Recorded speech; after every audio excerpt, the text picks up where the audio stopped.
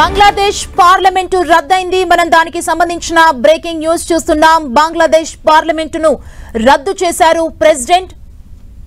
బంగ్లాదేశ్ లో త్వరలో తాత్కాలిక ప్రభుత్వం ఏర్పాటు చేసే దిశగా అడుగులు పడుతున్నట్లు అర్థమవుతోంది. మనకి బంగ్లాదేశ్ పార్లమెంటు రద్దయింది. మనం చూడొచ్చు దానికి సంబంధించిన బ్రేకింగ్ న్యూస్ ని. బంగ్లాదేశ్ పార్లమెంటు రద్దు చేశారు ప్రెసిడెంట్ షేక్ హసీనా ప్రధాని పదవికి రాజీనామా చేయడంతో ఈ పరిస్థితులు అక్కడ ఏర్పడినట్లు మనకు అర్థమవుతోంది. బంగ్లాదేశ్ పార్లమెంటును రద్దు చేశారు ప్రెసిడెంట్. తాత్కాలిక ప్రభుత్వాన్ని ఏర్పాటు చేసే దిశగా బంగ్లాదేశ్ పార్లమెంట్ దీనికి సంబంధించి బంగ్లాదేశ్ అడుగులు వేస్తున్నట్లు తెలుస్తోంది. బంగ్లాదేశ్ లో త్వరలో తాత్కాలిక ప్రభుత్వాన్ని ఏర్పాటు చేయబోతున్నారు. ఇదే అంశానికి సంబంధించి మరింత సమాచారం మా ప్రతినిధి గోపి అందిస్తారు. గోపి, బంగ్లాదేశ్ లో అవామీ లీగ్ ప్రభుత్వం రద్దయింది. బంగ్లాదేశ్ లో అవామీ లీగ్ ప్రభుత్వాన్ని రద్దు చేస్తున్నట్లుగా బంగ్లాదేశ్ రాష్ట్రపతి ఉత్తర్వులు జారీ చేయడం జరిగింది. నిన్న బంగ్లాదేశ్ ప్రధాని షేక్ హసీనా ప్రధాని పదవికి రాజీనామా చేయడం జరిగింది. రిజర్వేషన్ల ఉద్యమం ఇటు ప్రభుత్వ వ్యతిరేక ఉద్యమంగా మారడంతో హింసాత్మక ఘటనలు చోటు చేసుకున్నాయి. ఈ నేపథ్యంలోనే షేక్ హసీనా శ్రీలంకను ఇటు బంగ్లాదేశ్ ను వీడి ప్రస్తుతం భారత్ లో తాత్కాలికంగా ఆశ్రయం పొందుతున్న పరిస్థితి ఉంది. ఇప్పటికే యూకేకి రాజకీయ శరణార్థిగా వచ్చేందుకు అప్లై చేసుకున్న పరిస్థితి. అక్కడి నుంచి అనుమతి వస్తే భారత్ నుంచి యూకే వెళ్లే ఆలోచనలో ఇటు షేక్ హసీనా ఉన్నారు. అయితే ప్రత్యామ్నాయ ముఖ్యంగా ప్రస్తుతం రాజకీయ పరమైన చర్యలకు అక్కడున్న బంగ్లాదేశ్ ఆర్మీ చీఫ్ వాకర్ ఇప్పటికే సమావేశాలను ఏర్పాటు చేయడం జరిగింది. అక్కడ ఉన్న పొలిటికల్ పార్టీస్ తోనూ అలాగే విద్యార్థి సంఘాలతో కూడా ఇటు మధ్యంతర ప్రభుత్వ ఏర్పాటుకు సంబంధించిన అంశంపైన చర్చలు జరపడం జరిగింది. మధ్యాహ్నం సాయంత్రం రాష్ట్రపతిని కలిసి నూతన ప్రభుత్వ ఏర్పాటుకు సంబంధించి ముఖ్యంగా సైనికుల ఆధ్వర్యంలో మధ్యంతర ప్రభుత్వ ఏర్పాటు అనేది తాత్కాలికంగా జరుగుతుంది. ఆ తర్వాత పూర్తి స్థాయిలో ఎన్నికల నోటిఫికేషన్ అలాగే ఎన్నికల ప్రక్రియ ద్వారా నూతన ప్రభుత్వం అనేది బంగ్లాదేశ్ లో ఏర్పడబోతోంది. సో రాజకీయ పరమైన కార్యాచరణ అలాగే రాజకీయంగా బంగ్లాదేశ్ లో ఉన్న సమస్యకు పరిష్కారం చూపే దిశగా ముఖ్యంగా విద్యార్థుల ఆందోళనలు సద్దుమణింపజేయడంతో పాటుగా శాంతియుత పరిస్థితులను బంగ్లాదేశ్ లో నెలకొల్పేందుకు ప్రస్తుతం అక్కడ ముఖ్యంగా ఆర్మీ నేతృత్వంలో మధ్యంతర ప్రభుత్వం అనేది ఏర్పడబోతోంది. రాజకీయ పార్టీల సలహాలు సూచనలు తీసుకుని ముఖ్యంగా ఎవరెవరు కేబినెట్ లో ఉండాలి, ఏ పార్టీలకు ప్రాతినిధ్యం కల్పించాలి, మధ్యంతర ప్రభుత్వంలో ఉన్న అంశాలకు సంబంధించి చర్చలు జరిపి ప్రస్తుతం రాజకీయ పరంగా బంగ్లాదేశ్ సమస్యలకు ముఖ్యంగా అక్కడున్న పరిస్థితులకు పరిష్కారం చూపే దిశగా ఆర్మీ చీఫ్ తో పాటు అక్కడ ఉన్న పొలిటికల్ పార్టీస్ ప్రస్తుతం ఆలోచన చేస్తున్న పరిస్థితి. అందులో భాగంగానే నిన్న షేక్ హసీనా ప్రధాని పదవికి రాజీనామా చేయడంతో ఇప్పటి వరకు కొనసాగిన అవామీ లీగ్ పార్టీ ప్రభుత్వాన్ని అక్కడ రాష్ట్రపతి రద్దు చేయడం జరిగింది. నూతన ప్రభుత్వం త్వరలో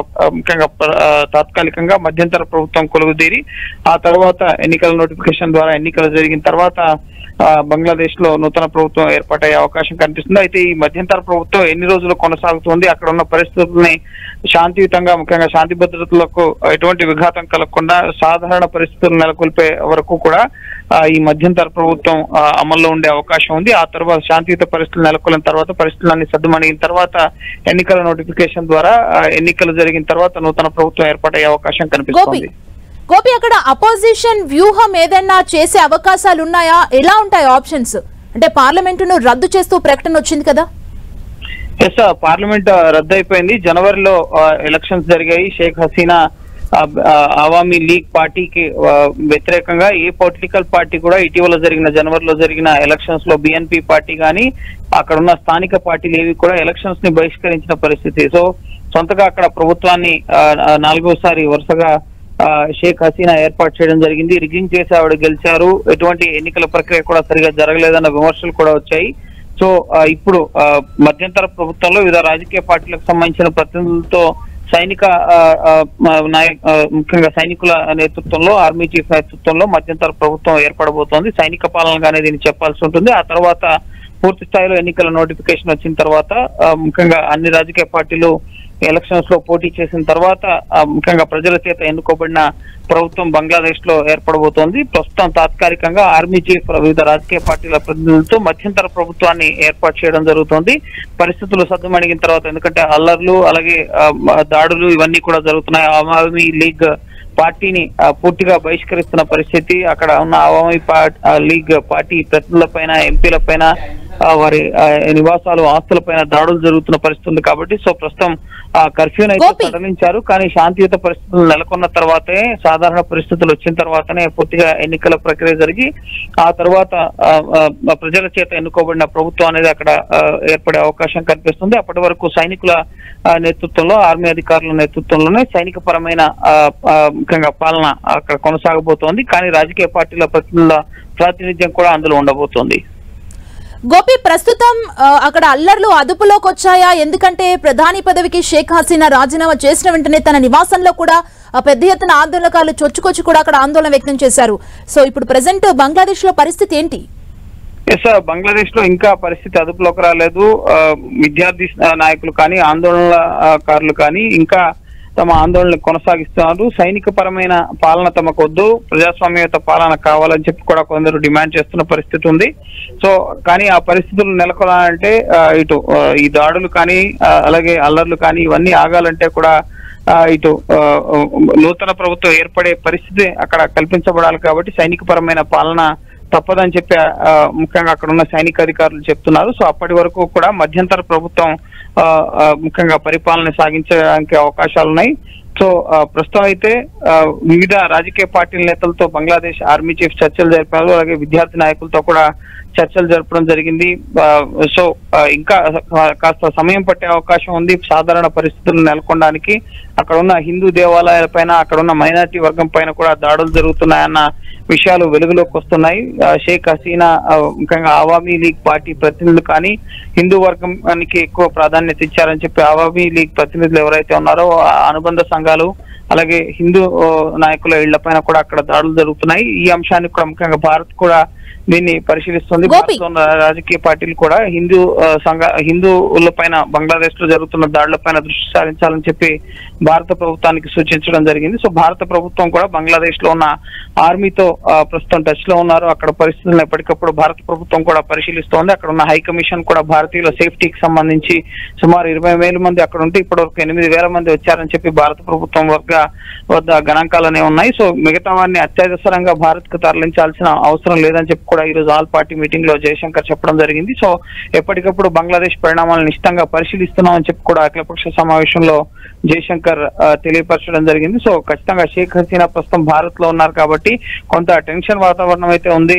ఇటు అక్కడ ప్రభుత్వ ఏర్పాటుకు సంబంధించిన చర్చలు కొనసాగుతున్నాయి. అలాగే ఉద్రిక్త పరిస్థితులు ఇంకా కొనసాగుతున్న పరిస్థితి. అలాగే షేక్ హసీనా ఎటువంటి నిర్ణయం తీసుకుంటారు అన్న దానికి సంబంధించి, ముఖ్యంగా ఆవిడ కార్యాచరణకు సంబంధించి ఆవిడకి కొంత సమయం ఇచ్చామని చెప్పి కూడా అఖిలపక్ష సమావేశంలో జయశంకర్ చెప్పడం జరిగింది. సో ఇంకా ఆమె ఫ్యూచర్ ప్లాన్స్ ఏంటి అన్నది భారత ప్రభుత్వానికి ఇంకా తెలియపరిచినట్లుగా తెలుస్తోంది. ఒకవేళ యూకే నుంచి శరణార్థిగా ఆమెను చేస్తే గనక భారత్ నుంచి ఆవిడ యూకే వెళ్లే అవకాశం కనిపిస్తుంది. గోపి, మధ్యంతర ప్రభుత్వం దిశగా బంగ్లాదేశ్ లో అడుగులు పడుతున్నాయి కదా, ఈ మధ్యంతర ప్రభుత్వం ఎంతకాలం పాటు అక్కడ పాలన కొనసాగించే అవకాశం ఉంది?